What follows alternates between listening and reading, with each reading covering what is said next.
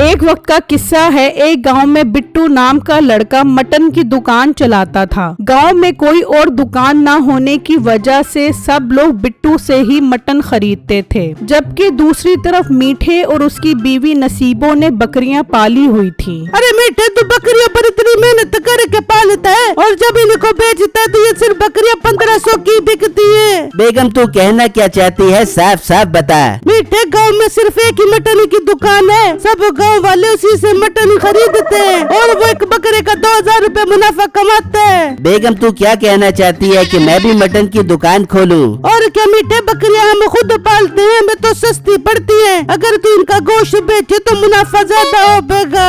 बेगम फिर एक काम करते हैं, कल उसकी दुकान का जायजा लेते हैं कि वो किस दाम पर गोश्त बेचता है और उसके पास ग्राहकों का रश भी है कि नहीं। फिर अगला दिन होता है। नसीबों और मीठा छुपकर बिट्टू की दुकान देखते हैं। बिट्टू की दुकान पर बहुत रश होता है। बिट्टू भाई 1 किलो मटन दे दो और हाफ बोटी गोल गोल रखना और पुट का गोश्त देना।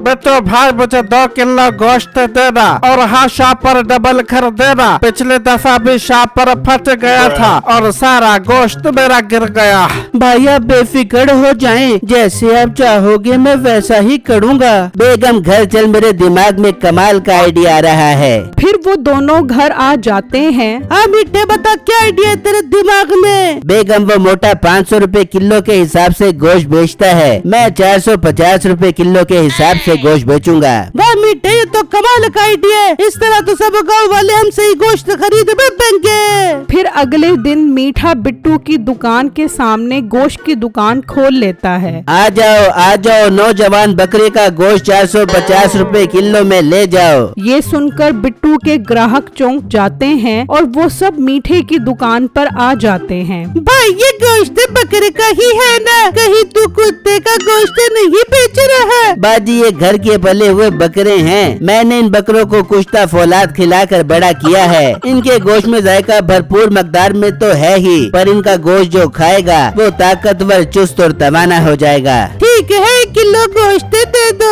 मुझे 1.5 किलो गोश्त दे दो और 100 रुपए की चर्बी की बोटी भी डाल देना।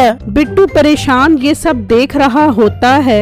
मेरे अल्लाह, सब ग्राहक तो दूसरी दुकान पर चले गए, अब मैं क्या करूं? अभी बिट्टू सोच ही रहा होता है, तभी उसका छोटा भाई चिट्टू आ जाता है। बिट्टू भाई क्या सोच रहे हैं और ये गोश्त की दूसरी दुकान कब बनी है? चिट्टू मेरे छोटे भाई, ये गोश्त की दुकान आज ही खुली है और वो 450 रुपए किलो के हिसाब से गोश्त बेच रहा है, जिसकी वजह से सब लोग उसकी दुकान से गोश्त खरीदने चले गए हैं। बिट्टू भाई आप एक काम करो, आप भी 450 रुपए किलो गोश्त बेचो, आपको फिर भी नुकसान नहीं होगा। हाँ मेरे भाई, ये बात तो तुम बिल्कुल ठीक कर रहे हो, पता नहीं ये बात मेरे दिमाग में क्यों नहीं आई। मैं भी कल से 450 रुपए किलो के हिसाब से गोश्त बेचूंगा। फिर अगले दिन बिट्टू भी 450 रुपए किलो गोश्त बेचता है। तो आधे ग्राहक बिट्टू की दुकान से गोश्त खरीद रहे होते हैं, तो आधे लोग मीठे की दुकान से गोश्त खरीदते हैं। इस तरह शाम हो जाती है, उन दोनों का गोश्त सेल हो जाता है और वो अपने अपने घर की तरफ चले जाते हैं। और मीठा घर आकर नसीबों को आज के दिन की सारी बातें बताता है। मीठे, तू कोई ऐसा काम करके वो मोटा बिट्टू दुकान ही बंद करके भाग जाते, ताकि हम सुकून से गोश्त बेच सके। बेगम फिर मैं एक काम करता हूँ, कल से 350 रुपए किलो के हिसाब से गोश्त बेचता हूँ। उस मोटे को इस रेट पर गोश्त बेचने में बहुत नुकसान होगा और वो दुकान ही छोड़कर भाग जाएगा। फिर अगले दिन मीठा 350 रुपए रेट लिख देता है। सब लोग मीठे की दुकान से गोश्त लेते हैं, कोई भी बिट्टू की दुकान पर नहीं आता। इस तरह काफी देर गुजर जाती है। मेरा अब यहाँ पर बैठने का कोई फायदा नहीं, मेरे वाले रेट पर तो कोई भी गोश्त नहीं खरीदेगा। बिट्टू उदास होकर वहाँ से चला जाता है और घर आकर अपनी बीवी और छोटे भाई को सारी बातें बताता है। बिट्टू जी, ये तो बहुत गलत हुआ, पर मुझे समझ नहीं आ रहा कि वो गोश्त वाला इतने कम रेट पर गोश्त कैसे बेच रहा है। उसे तो इस रेट पर बहुत नुकसान हो रहा होगा। बेगम दुनिया में बहुत से लोग ऐसे होते हैं जिन्हें लेकिन नफा नुकसान से कोई फर्क नहीं पड़ता, बस वो दूसरों का चलता हुआ कारोबार तबाह बर्बाद कर देते हैं। पर बिट्टू भाई वो दुकानदार नुकसान में गोश्त क्यों बेच रहा है, हमें पता लगाना पड़ेगा।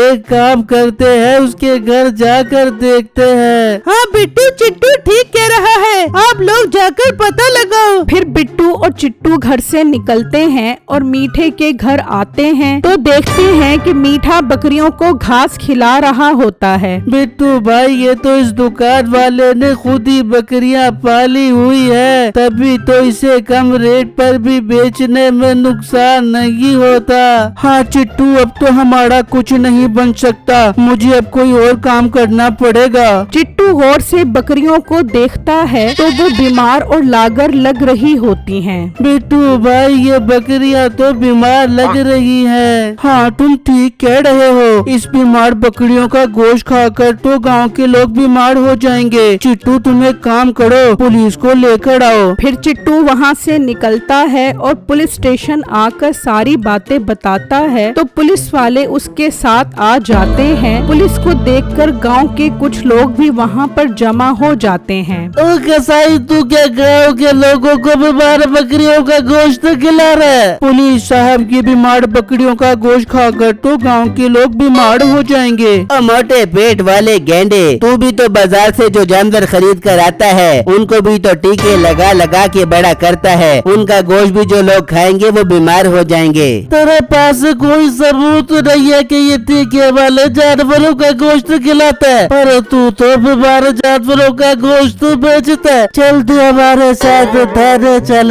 फिर पुलिस वाले मीठे को अपने साथ ले जाते हैं, लेकिन गांव वालों को शक पड़ जाता है कि इन जानवरों का गोश्त खाने से कहीं हम भी बीमार ना पड़ जाएं। फिर अगले दिन बिट्टू गोश्त की दुकान खोल लेता है, पर कोई ग्राहक भी बिट्टू के पास नहीं आता। इस तरह कई दिन गुजर जाते हैं। काम न चलने की वजह से बिट्टू बहुत परेशान हो जाता है। बिट्टू भाई मेरे जहन में एक आइडिया आया है, हो सकता है इस तरह गांव के लोग दोबारा गोश्त लेना शुरू कर दे। वो क्या आइडिया है बताओ? बिट्टू भाई अब एक काम करते हैं, मंडी से बकरियों के बच्चे लाकर दुकान पर खड़े कर देते हैं। इस तरह उनको यकीन भी हो जाएगा कि ये जानवर टीके से बड़े नहीं हुए। बिट्टू जी चिट्टू ठीक कह रहा है, आपको ऐसा ही करना चाहिए। ठीक है चिट्टू, चलो मंडी चलते हैं। फिर बिट्टू और चिट्टू घर से निकलते हैं और मंडी से 10 बच्चे खरीदते हैं और उन्हें दुकान पर खड़ा कर देते हैं। ये देखकर ठाकुर उसकी दुकान पर आ जाता है। बिट्टू, कहीं तुम इन बकरियों के बच्चों को टीका लगा कर तो बड़ा नहीं करोगे? ठाकुर साहब, गांव के लोगों की सेहत के डर से ही तो मैं ये बच्चे खरीद कर आया हूँ, ताकि ये बच्चे आप लोगों के सामने ही बड़े हों और आप सब गांव वालों को तसल्ली रहे कि मैं साफ सुथरा गोश्त बेच रहा हूँ। वाह बिट्टू, ये तुम्हारा बहुत अच्छा फैसला है, अब दिल मुतमईन हो गया है। बहुत दिन से मटन नहीं खाया तो जल्दी से 2 किलो मटन दे दो।